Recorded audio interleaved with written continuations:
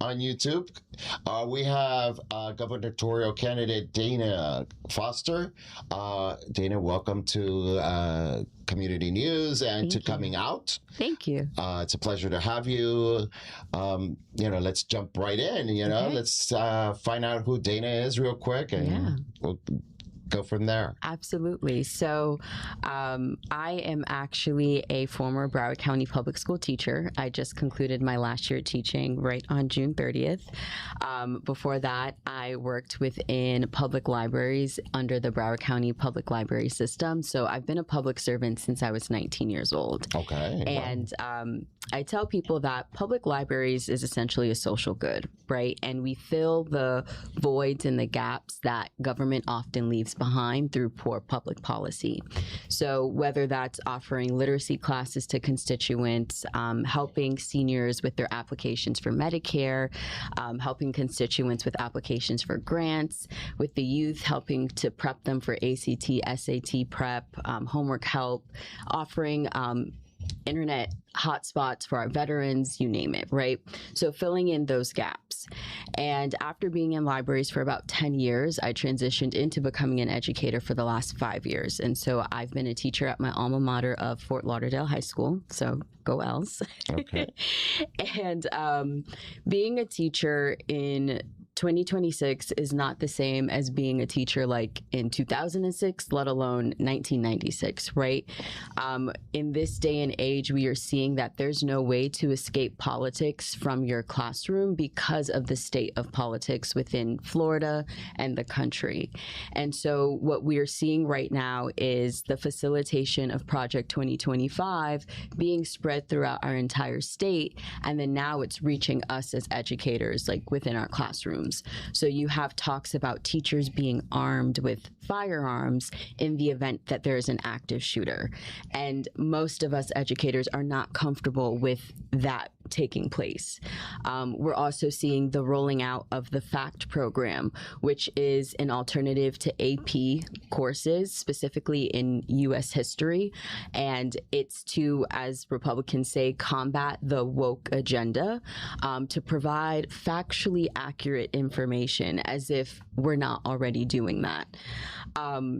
We're also seeing how within our classrooms, certain students, especially if they're coming from families that are immigrants to our country, that they weren't showing up to school this year because their parents were afraid to leave their homes because ICE was patrolling in our neighborhoods, in our communities, because we have an AG and a governor that willingly bullied municipalities into signing these 287G agreements, thus bringing fear, into Florida and our communities.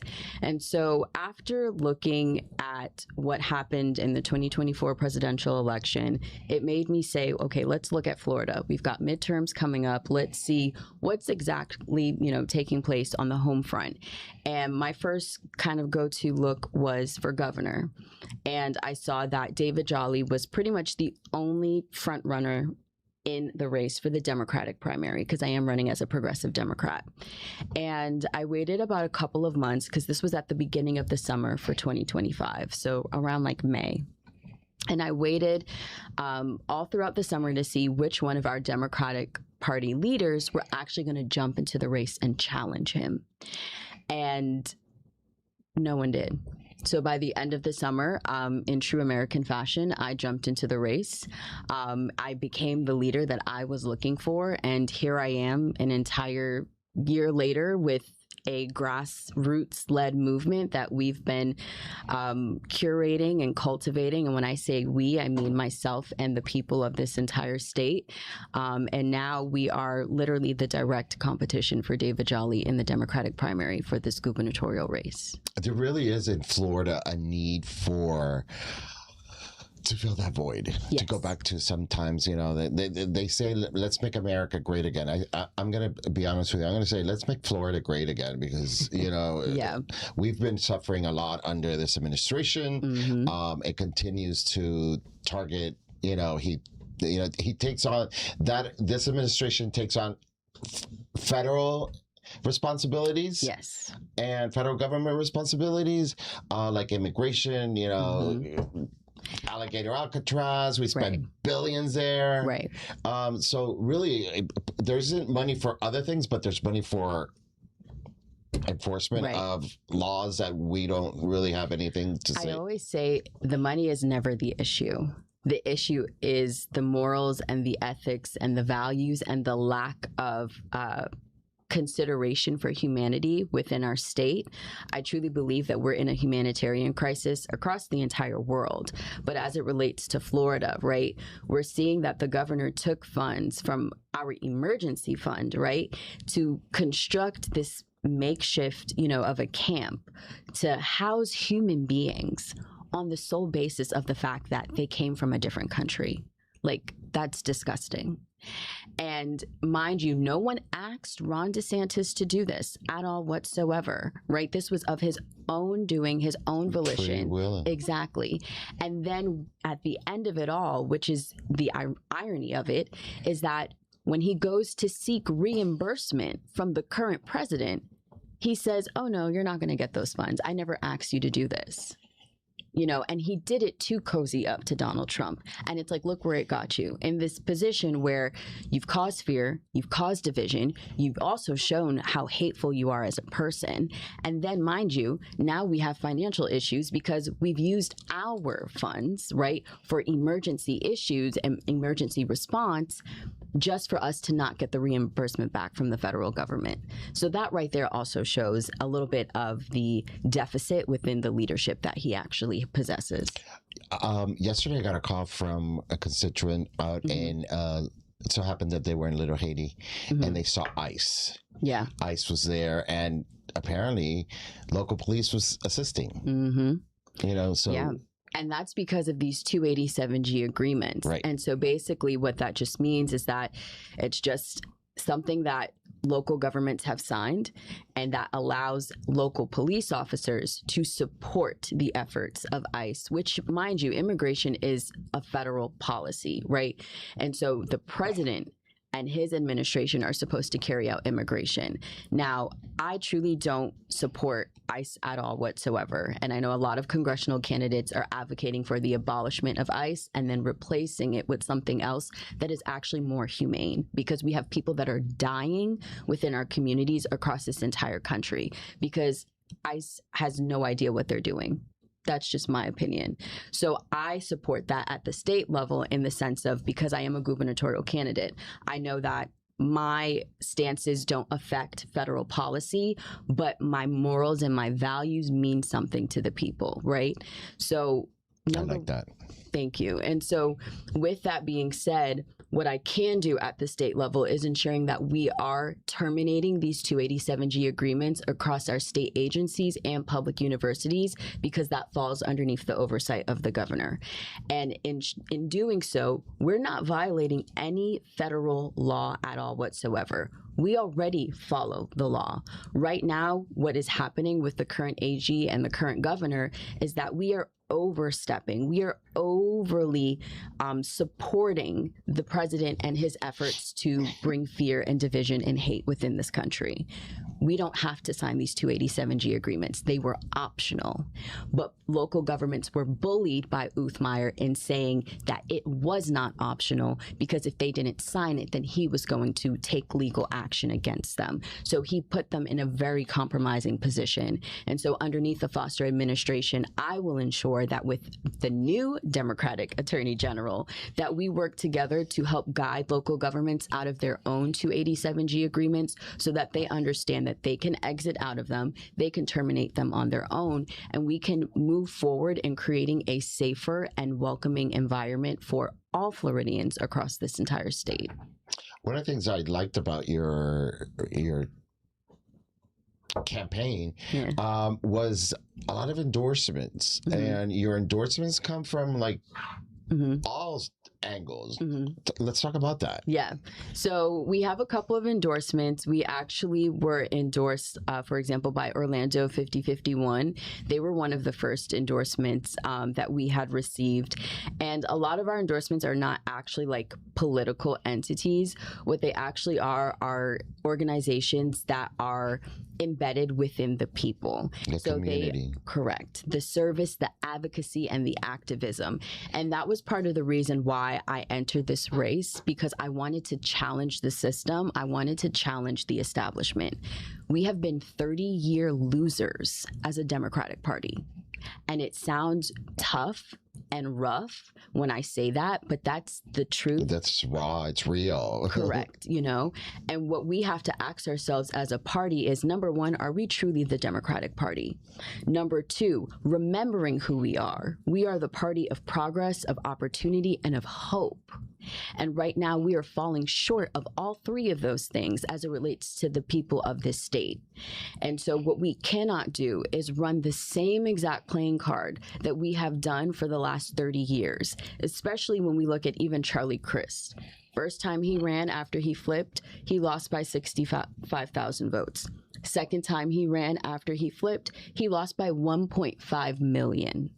I don't want to see what could potentially happen having David Jolly as the Democratic nominee and what he may lose by in terms of millions of votes. This is our home. It's our democracy. We can't just sit by on the sidelines and say, yeah, okay, whatever. Let's just see where the cards may fall.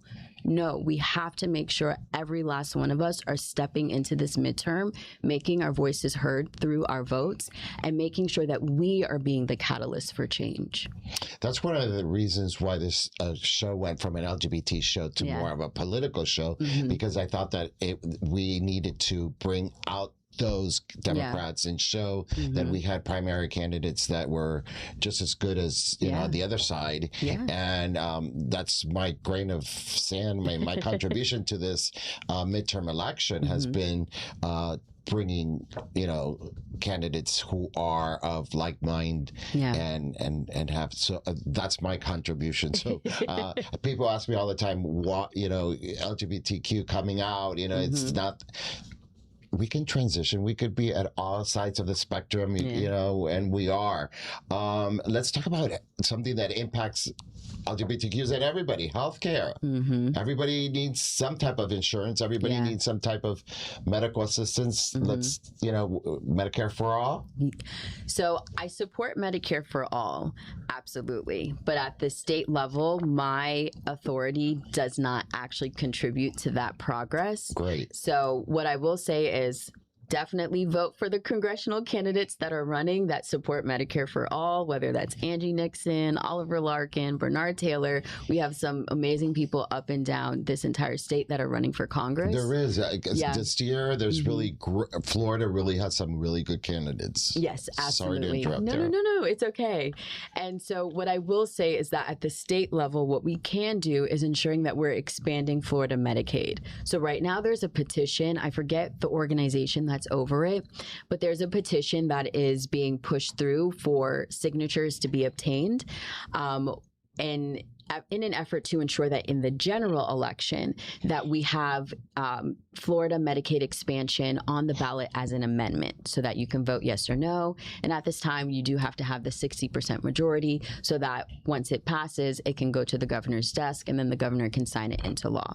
So what I intend on doing is ensuring that should that happen, I will sign it. If it doesn't happen, I will use executive powers to ensure that we expand the parameters of Florida Medicaid to ensure that we are providing access to affordable health care within the state. We saw that at the federal level, once I believe it was the Big Beautiful Bill, and it passed, that caused millions of Floridians in our state to lose access to health care. And I always say, if Washington, D.C. won't look out for us, then we have to ensure that we're looking out for ourselves. access. So the expansion of Medicaid, again, will provide that access. Also, too, within our state budget, a lot of people say it's a moral document. I use the word that it's a live document, so it's ever growing and changing and evolving. And so what we want to ensure, again, like I said, because it's not about the money, it's about the morals, right? Making sure that within the state budget, we are allocating funds to areas that are in support of accessible healthcare. And so what that means is, like, for example, investing more into telehealth, investing more into mental health, and then taking from a legality standpoint, again, collaboration with the Democratic Attorney General, we want to make sure that we are protecting constituents. So establishing some statutes and state laws that are going to protect, like, the LGBTQ community. And the reason why I say that is because you can see that there are a lot of individuals that are being denied healthcare. And so we want to ensure that we have the legality protections in place so that, again, we're protecting all Floridians across the state. LGBTQ in my heart, in my soul, and it is who I am. I mean, I can't hide it. Look at my shirt. Love the shirt, by the way. Thank you. But, you know, we've been impacted so much. What would you do with 1134? It's Senate Bill 1134. How could we defeat that, and how could we like stop it? Can the governor put an executive? So I like to be very transparent with the people, right? But at the same time, I never want anyone to think that there is no hope, because there is hope. So right now, the state legislature is Republican-led. They're not a majority, they are a supermajority. So what that means is that if a Democratic governor comes in, they can put forth, let's just say, an executive order. And if the majority of the legislature votes to say that they want to revoke that, they have that authority. So that's why I want to ensure that we are understanding that this is not checkers, this is chess. We have to be strategic in this midterm election to ensure that we have the correct people in office. So that means, yes, having a Democratic governor, having a Democratic attorney general, and then also making sure that we're voting blue as much as we can for state house and state senate seats as well. And by the time that we roll around into the next 2 years, we want that same trajectory of flipping more House and Senate seats within our state legislature, because what that means is that we will have the power to ensure that bills like 1134 can be overturned or reformed or completely removed, in the sense of making sure that we have these protections in place, right? So even when we're looking at bills like Don't Say Gay, when we're looking at bills that have bathroom bans, when we're looking at the bills that actually ban gender affirming care, what we need to do is ensure that we have the power as Democrats within the state government to ensure that we make the change, and then it's not just temporary change, but it's actually everlasting change. Because I'm thinking about in the future, right? I'm an educator, and so for my students, especially those that are a part of the LGBTQ plus community, I'm not looking to have a quick fix that's just temporary in this moment for a couple of months or a couple of years. No, I want my kids to be able to look toward the future and know that it is bright, it is promising, and more importantly, it is safe. And when we're talking about SB 1134, we're talking about the anti-DEI bill, really, that, you know, that came about, and you know, so that's what 1134 is, just to clarify. I've been impacted, you know, on my day job, I've been impacted with this anti-DEI bill. I'm looking at, you know, going somewhere else in January. My day job seems to be on the chopping block. What would you feel that is right to do as an immediate fix to all this? And it's just not only the LGBTQs. We're it seems like we're starting to discriminate against basically everybody except, you know, I had heard one group. Correct. I had heard a story about one of the congressional candidates that she's running up in Orlando, where because of the anti-DEI stuff, even at the federal level, she lost her job, and she worked like as a nuclear reactory something. More power to her. I'm like, people are like, I don't know how you do it with math. I'm like, listen, the science stuff, it's not my scope and realm. But to even just hear that and to see how she was impacted, I think what has to happen, should Florida elect me to be her next governor, is even if we have a legislature that might come through and veto some of, revoke some of the executive orders that I put in place, I'm still going to do it, because at the end of the day, the people need to see that they have a governor that is on their side. And so as it relates to a lot of this anti-DEI legislation, what we want to ensure is that there is an executive order put forth that revokes it. At the end of the day, we are a diverse state. Like, you cannot get around it, right? And the way that you actually deal with diversity is through equity and inclusion. That's why it's called DEI. And a lot of times people say, oh, my stances or even our policy proposals are common sense. And they absolutely are. It's 2026. Like, we should not be sitting here at this table where we're looking and we're seeing the rollback of progress that has taken place over 10, 20, 30, even 50 years. Like, even at the federal level, we have the rollback of the Voting Rights Act.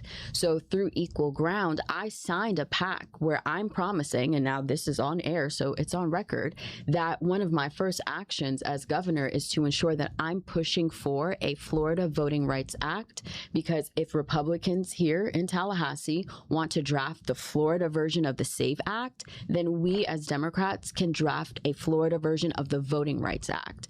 We can't just lie there and just take it. It's time that we fight fire with fire, and we have to show Republicans that we absolutely have a spine and we have a backbone too. It's interesting how Florida has become the testing ground for all these policies and procedures that the right has been wanting to implement, and Florida did pass a SAVE Act. Yes. So I mean, it's just compelling to see, to see how they are want to be the leaders of this movement that's taking us back, really. Right. Not even like 20 years. We're going like back like 60 years, I feel. Yeah, this has been in the making for such a long time by the Heritage Foundation. It sure has. But what I've always advocated and tried to use my platform to raise awareness even nationally is that Florida is the testing site for Project 2025. And that's why they started funneling things so quickly, because they wanted to ensure that while they had that supermajority, they could enact everything from that agenda and sign it into law. Like, these are not just things that are like, oh, okay, yeah, it's just something temporary. No, these are laws that are within our Constitution now. So that's why it's more of, we can't just say, oh, let's just have an executive order. No, we have to take the steps of regaining our power back as a party within the legislature, and then changing the law and reversing some of these things that were put forth by the current administration that's in place within Tallahassee. So I want the entire nation to know that what you're seeing here is going to spread, especially throughout the South, unless we ensure as a Democratic Party that we are, again, taking back our power. And I remember saying at a protest in Tampa that what we are seeing is the resurgence of the Confederacy of America. That is what's happening. And we have to ensure that Amen to that one. Well, yeah, but in terms of just making sure that is powerful, what you just said. But it's the truth. It is. It's the truth when you really look at it, right? Because as you said, it's about making sure that this one racial demographic is put back into power, right? And what that means is that we're going backwards, not just 50 years, but like 100 and 200 years. And so again, what did that time look like? We had the North versus the South. And I mean, AOC said it when she was in Alabama. It's time for the North to pull up to the South to ensure that we are not going back. So I'll even say it here. Hey, AOC, come pull up on your girl, because we definitely need to ensure that this Democratic primary, we have the correct nominee. And then once we get to the general election, we have to make sure that we are defeating the Republican nominee, whether that's Byron Donalds or James Fishback. another topic that I did want to give you a lot of room on, and as we're coming to close, is education. You're a teacher. You've been a teacher. Yeah. You've been through this whole process. You spoke about it earlier. Let's talk about education, because really, it's completely changed. Yeah. So what we are currently seeing in education is, number one, teachers are underpaid and overworked. And again, it's never been about the money. And so what we intend on doing as an administration is ensuring that base pay for teachers statewide is $60,000. What we're also seeing is that students are being required to go to school, right, by law, 8 hours a day, but yet we are not providing them free breakfast or free lunch. That changes underneath the Foster administration. We're going to ensure that we have universal meals across all schools, public school districts. We also are going to ensure that public dollars stay in public schools. And what that means is that no more funneling our public dollars into voucher programs and things of that nature, and even charter schools, right? And what irritates me about that fact of what currently is taking place, like with Schools of Hope also as well, is that we are giving money to these entities, right? Public dollars, and they don't even operate like a public school. Charter schools get to screen who they allow into their institutions. So, for example, if you're a student and you have an IEP plan, which means that you might have some type of learning disability, the charter school reserves the right to refuse your application into their school. But you want our public dollars, but you're not going to accept all students. You're going to screen them, like make it make sense. So what we're going to say is, okay, well, if you want our public dollars, then you need to allow all students into your institutions. And you also need to provide public school resources, just like how any other public school would that receives public dollars. And if they don't want to do that, then they don't get the money. And it's just as simple as that, right? Because what we have to ensure is that we are putting our public schools first. Public schools are pillars of communities across this entire state, especially our rural communities as well. And so when we're seeing the closures of these schools statewide, what we're doing is we're taking away a resource from our families. And that is not okay with me. And so I want to ensure that we are fully funding public education, but also protecting it. I used to say fix it, but then I even evolved in my language during this campaign and saying that, you know what, no, it's not about fixing public education. We can always grow, right, and ensure that we're becoming the best that we can possibly be, because we are 50th in the nation. But aside from that, we also want to make sure that we're protecting it, because right now what's happening is that Republicans are trying to privatize public education and eradicate it. And that can't happen. And I also want to ensure that the board members of the Department of Education who voted to adopt the Phoenix Declaration, who paved way for the FACT program to actually be rolled out into our schools this upcoming school year, that they're suspended and removed from the board, because again, the Phoenix Declaration came directly out of Project 2025. We have to ensure that we are reforming all of these areas within our government from the root, not just the surface, but the actual root, so that we can have the everlasting change. Is the Phoenix Project the one that eliminates public education? The Phoenix Declaration is actually what brings like religion, so to speak, like into your classroom. Okay. Again, having the ability to roll out this FACT program, which is an alternative to AP US history. And basically what that comes for is Black and Brown history. So when you're even reading about the content on like slavery, well, slavery apparently to them was good, you know? It's good. Right. And that's what they're doing. But I'm sorry to... No, it's okay. But that's what... Yeah, but that's the narrative that they want to run with. And the Phoenix Declaration gives them that foundation to essentially change the narrative of history.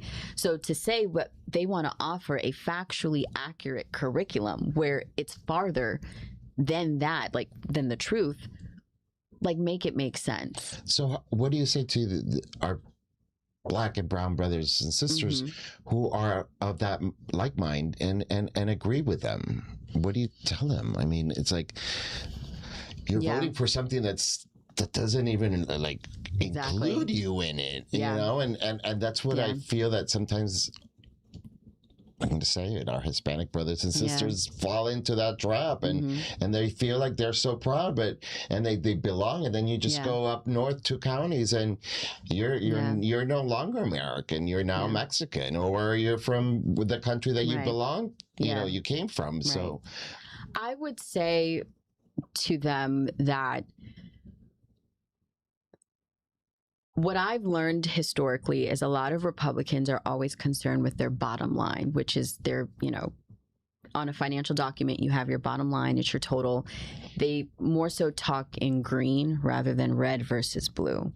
And I understand that, right? Making sure that your livelihood is protected.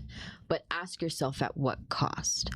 Because at the end of the day, as you mentioned, right now we have people that are in office that their very priority is to ensure that they are removing not just us historically, but even presently. That is why we have, for example, anti-DEI laws in place to ensure that people like myself do not have the ability to, whether it's run for Florida governor or to be a teacher or to be a doctor or to even be a lawyer, right? And so what we have to ensure is that instead of looking at it from all of these different avenues, which are just distractions, right? We have to come together as a people. And whether it's us as a Black community, whether it's the Hispanic community, whether it's all of us as Floridians, there are 23.7 million of us that call this state home. And if we actually come together and we come together on the foundation that this is our home, we will have the power. Because again, democracy is a representative process where the power will always lie in the hands of we the people through our votes. And that will never, ever change. We've come to our closing time again. And I mean, again, I always say it, we can sit here for hours and discuss things because there's so much to discuss. What do you, on this closing moment, what do you leave us with? I leave us with that as of yesterday, so that was August 3rd, right? Yes. We had several counties that began early voting. And while maybe some of you have not heard of my name before, hopefully after today, you will continue to tell your family, your friends, your colleagues, people in your community that we have a true blue Democrat that is running to become the Democratic nominee to become the next governor of our state. As I mentioned before, for 30 years, we have ran the same play card, the same plan of action, and where has it gotten us? We are facing impossible decisions every day of whether or not we are able to pay our rent or mortgage versus putting food on the table. We are seeing our either loved ones or members of our community being terrorized by ICE throughout this entire state. We also see that we have governmental officials in place that do not care about us because they are passing pieces of legislation that come for our very freedoms, whether it's our voting rights, whether it's through LGBTQIA+ rights, whether it's through even education as well, and changing history. We have an opportunity to redefine Floridian politics. We have an opportunity to take our democracy back.